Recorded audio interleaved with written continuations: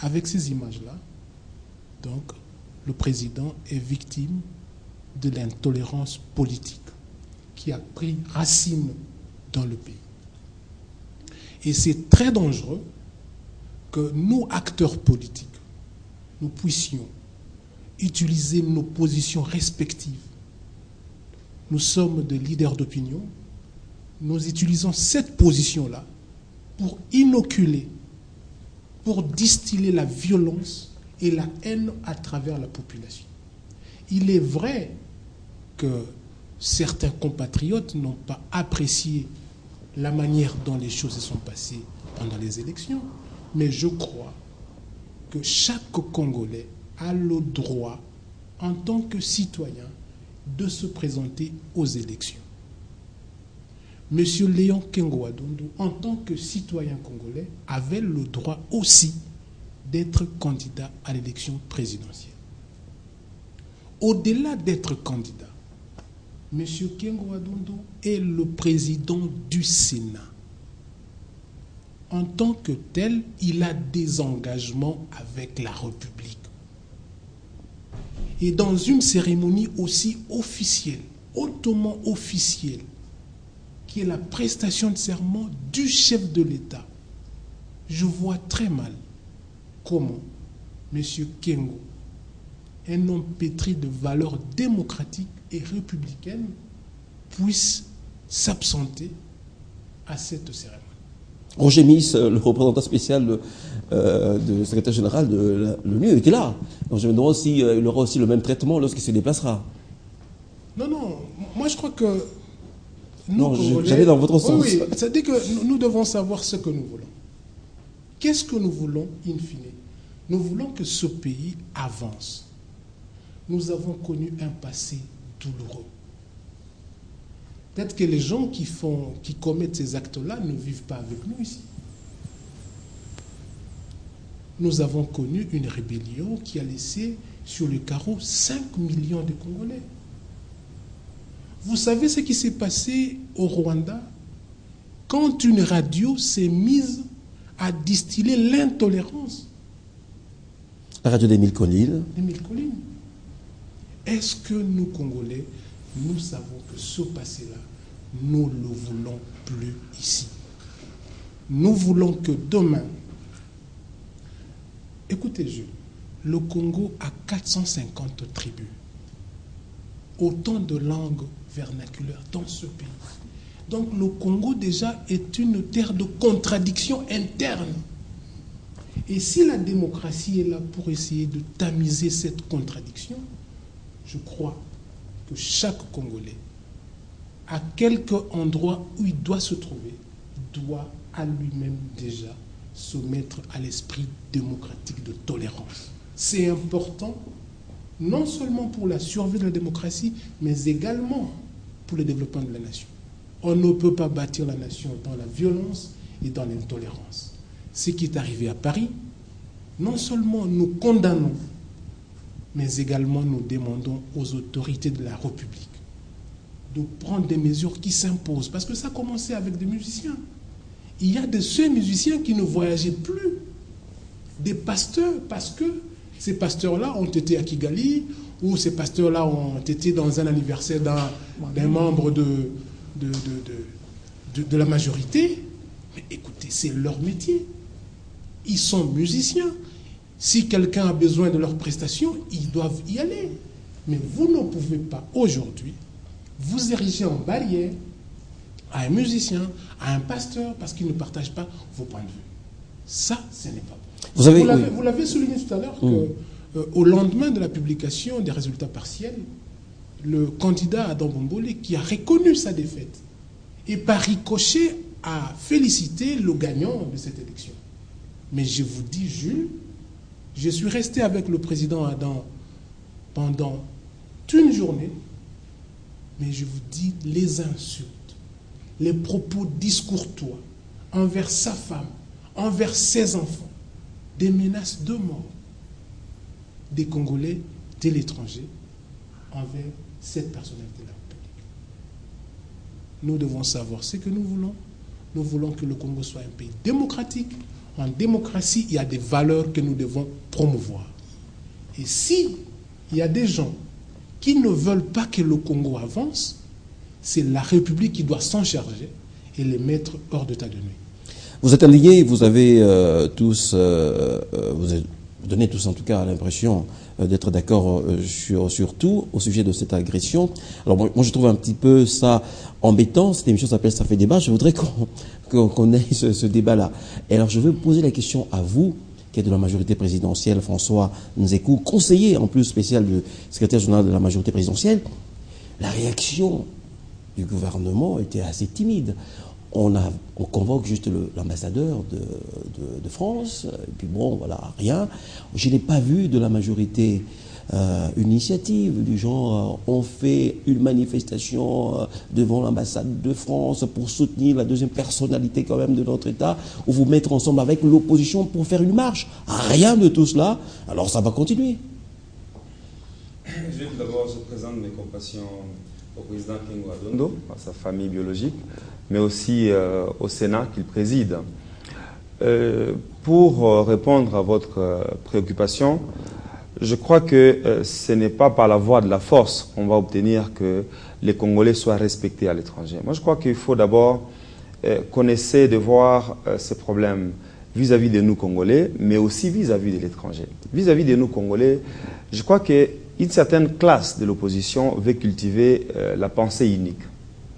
Que Kengo Adondo ait été présent à la cérémonie d'investiture du chef de l'État, Evoloko l'a dit, ce n'est que normal, il est président du Sénat. Deuxième grief qu'on lui reproche, ou on lui a reproché ce jour-là, c'est qu'il n'avait pas retiré sa candidature au profit d'un autre candidat. C'est là que la réponse devient beaucoup plus claire à ta première question, de savoir est-ce que cet acte a été commandité ou pas. Parce que si on lui reproche de n'avoir pas retiré sa candidature au profit d'un candidat bien précité, c'est-à-dire que ce sont les personnes qui trouvent que cet acte les a gênés, qui sont commanditaires de l'acte. Et donc, nous disons que la liberté de la pensée, la liberté politique, la liberté d'opinion est garantie partout au monde et dans notre pays. Et donc, c'est de la lâcheté de la part de nos frères congolais qui sont à l'étranger, qui auraient pu venir au pays exprimer leurs opinions parce que la participation au vote n'était pas exclusive. Ils auraient pu, comme beaucoup de Congolais étrangers qui sont venus au Congo, ils ont donné leur choix. Et si ils étaient majoritaires, ils auraient pu faire basculer la situation. Mais ce n'est pas en se comportant comme des petits voyous qui s'attaquent aux citoyens congolais ou aux politiques, parce que nous devons les rappeler, sans les minimiser, le fait que le président Kengo n'est pas la première personnalité politique à avoir été agressée en Europe. Il y a les sénateurs chez Okitundu, il y a le vice-président du Sénat encore, Mokolo Ampombo, qui avait été agressé. Il y a le général Etumba. Il y a plusieurs personnalités politiques, finalement, qui sont agressées en Europe. Et là, c'est là que j'en viens au propos de responsabiliser l'autorité française, à l'occurrence, parce que c'est dans ces pays-là que le problème s'est passé. Je crois qu'il y a sincèrement un mépris vis-à-vis des hommes politiques congolais et de l'État congolais en tant que tel. Parce qu'une institution comme le Sénat, c'est une institution extrêmement importante. Croyez-vous, Jules, que si cela était arrivé au président du Sénat américain en France, la France allait être aussi tranquille? Non. Je ne crois pas. Un vice-président américain. Des deux, j'ai dit que la France a un mépris non seulement à l'État congolais, mais les autorités françaises ont exprimé un mépris vis-à-vis de leurs propres États, parce que président Kengo, il a bénéficié des distinctions françaises. Il est, je crois, chevalier de la Légion d'honneur française, qui est une des plus hautes distinctions en France. Et à ce titre, on devait lui assurer un minimum de protection. Cela n'a pas été fait. Et donc, j'estime, quant à moi, que la responsabilité en matière sécuritaire, quand on est à l'étranger, n'est pas de l'État congolais. Toutes les autorités étrangères qui sont ici, les représentants des Nations Unies, les diplomates qui sont chez nous, bénéficient de la protection de la police congolaise. Et donc, cette réciprocité, nous devons l'attendre des pays étrangers où nous nous rendons. Sinon, on se demande de quelle manière nous allons essayer d'établir des relations de bon voisinage ou de coopération avec ces gens-là. Beaucoup de questions importantes exigent des tête-à-tête. nous allons commencer finalement à nous barricader dans notre pays, on ne sortira plus pour pouvoir aller ni en Europe ni aux États-Unis parce que nos concitoyens deviennent des bandits dans ces pays-là. Et enfin, bien évidemment, est-ce qu'on a combien de fois arrêté ces bandits et combien de fois on prévient ce genre de situations? Parce que une visite d'un homme d'État, même si c'est dans un cadre privé, nos ambassades sont informées et bien évidemment les ministères des Affaires étrangères des pays visités sont informés. Oui, se moque de vous. Donc, se moque de vous quand l'ambassadeur de France dit c'est une visite privée. C'est ce que je viens de dire. Un minimum quand même de sécurité. Sans mâcher les mots, c'est un mépris du gouvernement français face aux autorités congolaises.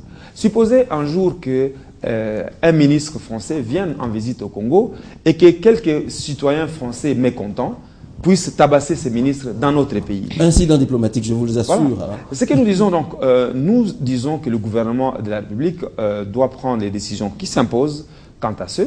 L'invitation ou la convocation de l'ambassadeur est une bonne chose. Je crois que il n'est pas resté longtemps, les gouvernements en tant que tels devraient prendre une décision par rapport à cette situation et éventuellement convoquer notre ambassadeur parce que ce n'est pas une situation à tolérer.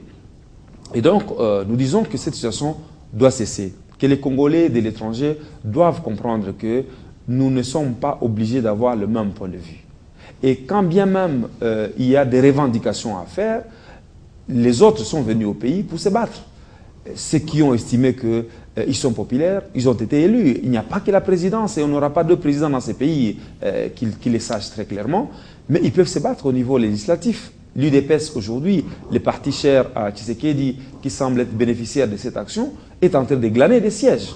Ils pourront avoir une tribune au niveau de l'Assemblée nationale pour exprimer leur désapprobation face à la majorité. Et c'est cela la démocratie.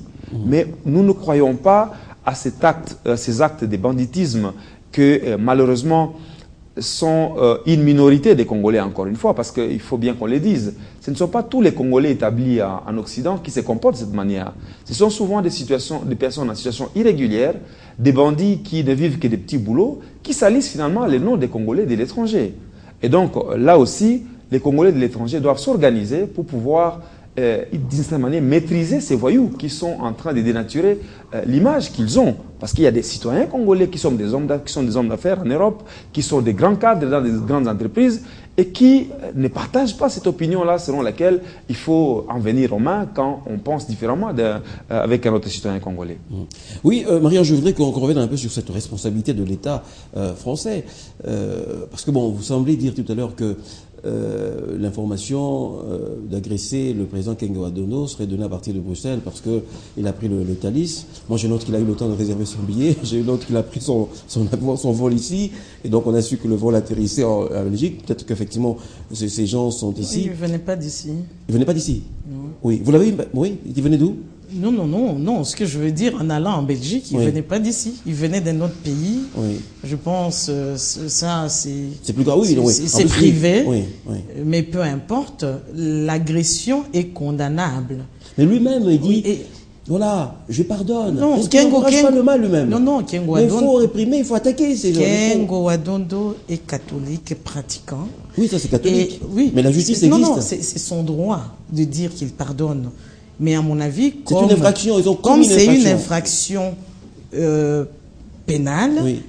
Le parquet, même si Kengo Adondo pardonne, le parquet devrait poursuivre ces gens. Vous n'avez pas le conseillé d'être partie civile, Kengo Adondo, dans le procès pénal? Bon, peu importe, mais moi, je peux lui conseiller aussi de pardonner. Mais le parquet, ça n'exonère pas le fait que le parquet doit poursuivre ces gens. Oui, mais que lui se dise victime, je demande réparation parce que quelques dents arrachées quand même. Mais ce que je voudrais souligner, pendant que les autres invités parlaient, pendant la campagne électorale, j'ai parlé partout où je suis passé, sur chaque plateau de télévision.